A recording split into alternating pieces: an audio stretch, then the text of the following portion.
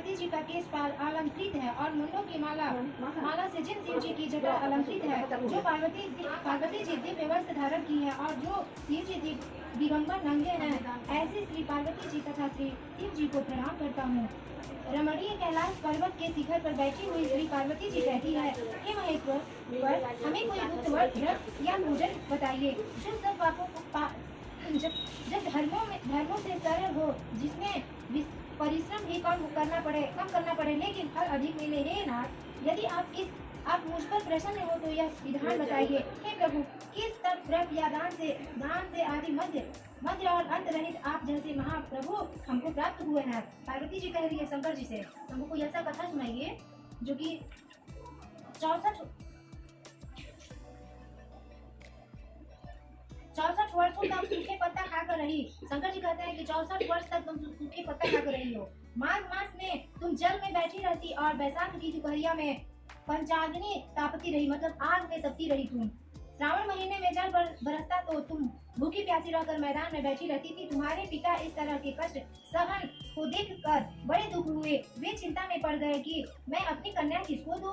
उसी समय नारद जी वहां आ पहुंचे। मुनि श्रेष्ठ नारद जी उस समय तुम्हें देखने गए थे। नारद जी को देखकर गिरि ने अधैर्य पाग आसन आदि देकर उनकी पूजा की। हिमवान बोले, हे स्वामी, आप किस लिए आए हैं? मेरा अहोभाग्य है, आपका आगमन मेरे लिए अच्छा है। नारद जी ने कहा, हे पर्वतराज, सुनो, मैं भगवान विष्णु का भेजा हुआ आपके पास आया हूँ। आपको चाहिए कि यह योग्य कन्या रत्न किसी योग्य वर को दे। भगवान विष्णु के समान योग्य वर ब्रह्मा, इंद्र और शिव इनमें से कोई नहीं है।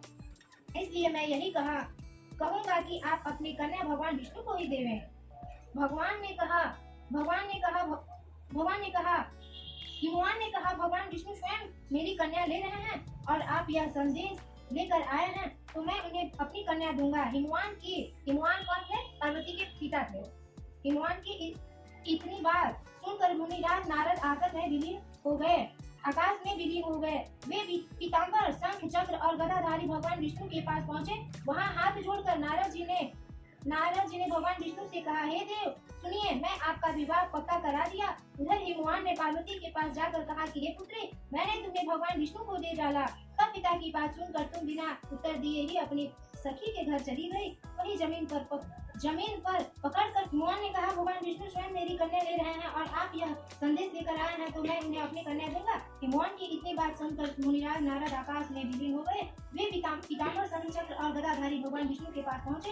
वहाँ हाथ जोड़कर नारद जी ने भगवान विष्णु से कहा, हे देव, सुनिए, मैं आपका विवाह पक्का करा दिया। उधर हिमवान ने पार्वती के पास जाकर कहा कि हे पुत्री, मैंने तुम्हें भगवान विष्णु को दे डाला। तब पिता की बात सुनकर तुम बड़ी उत्तर दिए कि अपने सखी के घर चली गई। वहीं जमीन पर पड़कर तुम बड़ी दुखी होकर विलाप करने लगी।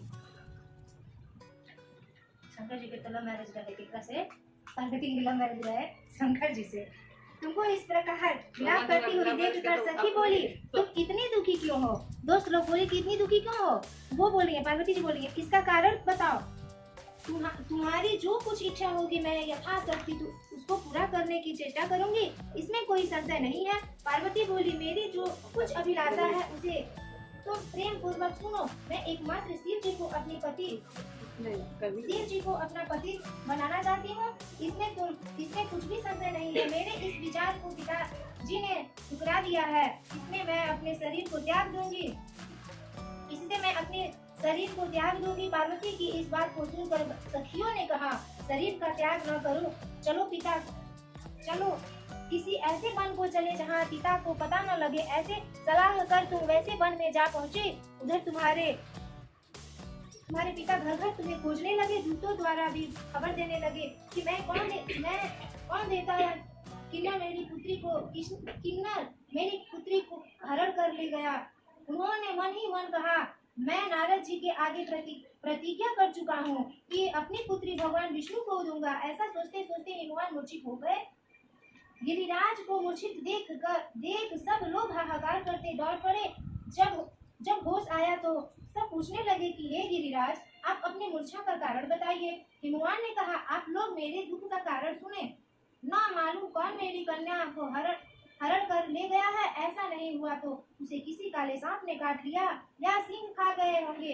हाय हाय, मेरी बेटी कहाँ गई? किसी दुष्ट ने मेरी पुत्री को मार डाला। ऐसा कह वे वायु के झोंके से कांपते हुए वृक्ष के समान कांपने लगे। इसके बाद हिमवान तुम्हें वन खोजने लगे। वह वन भी सिंह भालू हिंसक जंतुओं से बड़ा भयानक हो रहा था।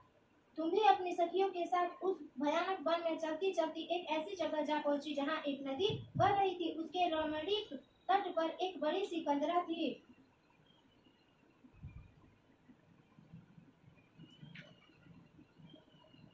तुमने उसी कंदरा में आश्रम बना लिया और मेरी एक बालू कामयी प्रतिमा बनाकर, मतलब बालू की मूर्ति बनाकर शंकर जी को पूजने लगी हो। बनाकर अपनी सखियों के साथ निराहार रहकर मेरी आराधना करने लगी। अब जब भाद्रपद शुक्ल पक्ष की हस्तयुक्त तृतीया तिथि प्राप्त हुई तब तुमने मेरा विधिवत पूजन किया और रात भर जागरण कर गीत गांधारी से मुझे प्रसन्न करने में बिताया। उस व्रतराज के प्रभाव से मेरा आसन डगमगाया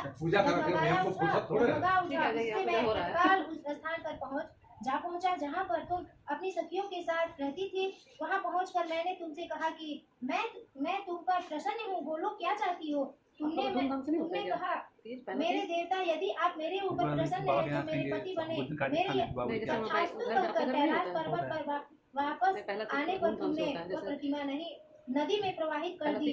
सखियों के साथ उस महाव्रत का पारण किया। हिमवान भी तब तक उस वन में खोजते हुए आप पहुंचे। चारों दिशाओं में तुम्हारी खोज करते करते वे व्याकुल हो चुके थे, इसलिए तुम्हारे आश्रम के समीप पहुंचते ही गिर पड़े। थोड़ी देर बाद उन्होंने नदी के तट पर दो कन्याओं को सोते हुए देखा। देखते ही उन्होंने तुम्हें छाती से लगा लिया और बिलख कर रोने लगे। फिर पूछा, पुत्री, तुम सिंह व्याघ्र आदि जंतुओं से भरे इस वन में क्यों आ पहुंची? पार्वती ने उत्तर दिया, हे पिताजी, मैं पहले ही अपने आप को शिव जी के हाथों में सौंप दिया था। आपने मेरी बात टाल दी, इससे मैं यहाँ चली आई। हिमवान ने सांत्वना दी कि हे पुत्री, मैं तुम्हारी इच्छा के विरुद्ध कुछ न करूँगा। वे तुम्हें अपने साथ ले घर आए और मेरे साथ तुम्हारा विवाह कर दिए। इसी से तुमने मेरा पाया है। तब से आज तक किसी के सामने मुझे यह व्रत प्रकट करने का अवसर नहीं प्राप्त हुआ। हे देवी, मैं यह बताता हूँ कि इस व्रत का हरितालिका नाम क्यों पड़ा? तुमको सखिया हर ले गई थी।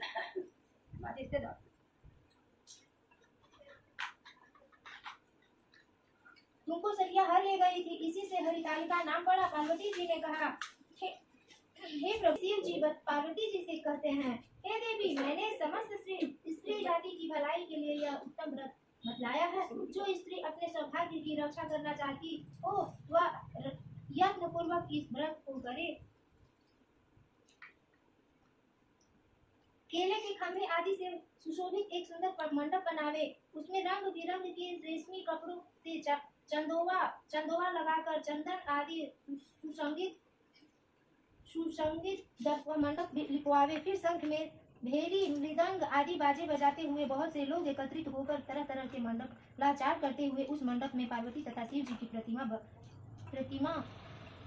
स्थापित करे। उस रोज दिन भर उपवास कर बहुत से सुसंगीत फूल, सुगंध और मनोहर धूप, नाना प्रकार के नैवेद्य आदि एकत्र कर मेरी पूजा करे और रात भर जागरण करे। ऊपर जो वस्तुएं गिनाई गई है उनके अतिरिक्त नारियल, सुपारी, जम्बीरी, नींबू और लौंग, अनार, नारंगी आदि जो फल प्राप्त हो सके उन्हें इकट्ठा कर ले। उस ऋतु में जो फल तथा फूल मिल सके विशेष रूप से रखे। इसके बाद धूप दीपादि से पूजन कर प्रार्थना करे, हे शिव रूपिणी, हे मंगले, सब अर्थों को देने वाली हे देवी, हे शिव रूपे आपको नमस्कार है। हे शिव रूपे आपको सदा के लिए नमस्कार है। हे ब्रह्म रूपिणी आपको नमस्कार है। हे जगदम्बात्री आपको नमस्कार है। हे सिंहवाहिनी, संसार के भय से भयभीत मुझ दिन की रक्षा करे। इस कामना की पूर्ति के लिए मैंने आपकी पूजा की है। हे पार्वती, मुझे राज्य और सौभाग्य दे। मुझ पर प्रसन्न होवे। इन्हीं मंत्रों से पार्वती तथा शिव जी का पूजन करें। तदनंतर विधि पूर्वक कथा सुने और ब्राह्मण को वस्त्र गौ स्वर्ण आदि देवे। इस तरह एकत्रित होकर स्त्री पुरुष दोनों एक साथ पूजन करें। फिर वस्त्र आदि को जो कुछ हो उसका संकल्प करे। हे देवी, जो स्त्री इस प्रकार पूजन करती है वह सब पापों से छूट जाती है और उसे 7 जन्म तक सुख तथा सौभाग्य प्राप्त होता है। जो स्त्री तृतीया तिथि का व्रत न कर अन्य भक्षण करती है तो वह 7 जन्म तक बंध्या मतलब विधवा रहती है और उसको बार बार विधवा होना पड़ता है। वह सदा दरिद्र पुत्र शोक से शोकाकुल स्वभाव की लड़ाकी सदा दुख भोगने वाली होती है और उपवास न करने वाली स्त्री अंत में घोर नरक में जाती है। मांसाहार करने से बाघिनी, दही खाने से पिपली, मिठाई खाने से चींटी और कुछ खाने से मक्खी होती है। से बोलिए हरितालिका व्रत कथा की जय। करता है और उस दिन जो खाता है उसके बारे में लिखा हुआ है। हम लोग तैयार कर रहा है। जो स्त्री तिथि का व्रत न कर अन्य भक्षण करती है तो वह 7 जन्म तक बंध्या रहती है और उसको बार बार विधवा होना पड़ता है। वह सदा दरिद्र पुत्र शोक से शोकाकुल स्वभाव की लड़ाकी सदा दुख भोगने वाली होती है और उपवास न करने वाली स्त्री अंत में घोर नरक में जाती है। मांसाहार करने से बाघिनी, दही खाने से बिल्ली, मिठाई खाने से चींटी और कुछ खाने से मक्खी होती है। दूध पीने से साबिनी होती है। माई की जय। बोले बोले शंकर भगवान की जय। बोले बोले पार्वती माई की जय। बोले बोले भगवान की जय। बोले बोले कार्तिक भगवान की जय। बोले बोले नंदी देवता माई की जय। नंदी भगवान की जय। दरिद्र होता है राक्षस। भगवान की विष्णु को अभी तक डिटेल में कल बताएंगे दरिद्र क्या होता है। बता दिया मुझे समझ में नहीं आया। आज कल बता देगी दरिद्र राक्षस बता देगी। आरती ना हुई आरती ओम जैसी आरती ओम उठा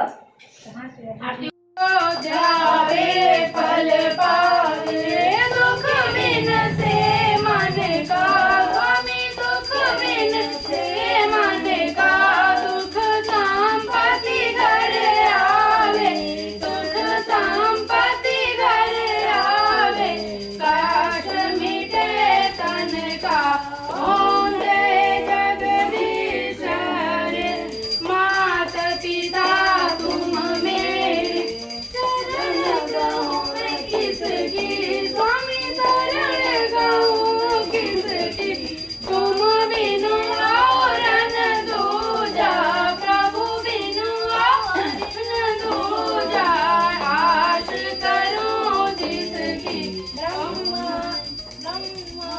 परमेश्वर तुम पूर्ण परमात्मा तुम अंतर्यामी स्वामी तुम अंतर्यामी पार ब्रह्म परमेश्वर तुम सबके स्वामी ओम जय जगदीश हरे तुम करुणा के सागर तुम पालन करता स्वामी तुम पालन करता मैं मूरख खल कामी मैं मूरख खल कामी कृपा करो भरता ओम जय जगदीश हरे तुम हो एक गोचर सबके प्राणपति स्वामी सबके प्राणपति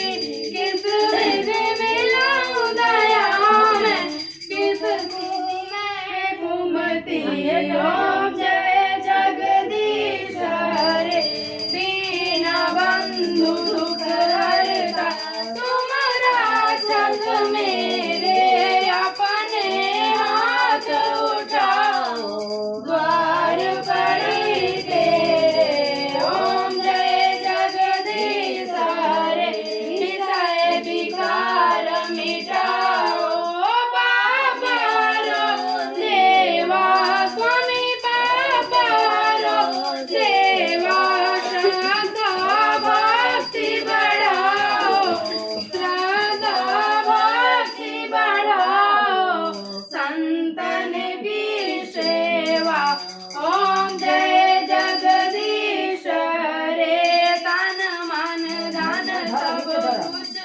पता लगा सब कुछ है तेरा प्रभु, सब कुछ है तेरा, तेरा तुझको अर्पण, तेरा तुझको अर्पण, प्याला गे मेरा।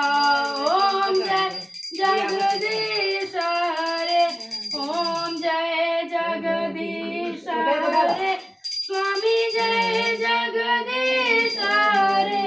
भक्त जनों के संकट, दास जनों के संकट क्षण में दूर करे। ओम जय जगदीश रे। बोले बोले शंकर भगवान की जय, बोले बोले पार्वती माता की जय, बोले बोले गणेश कार्तिक भगवान की जय, बोले बोले विष्णु भगवान माता लक्ष्मी की जय।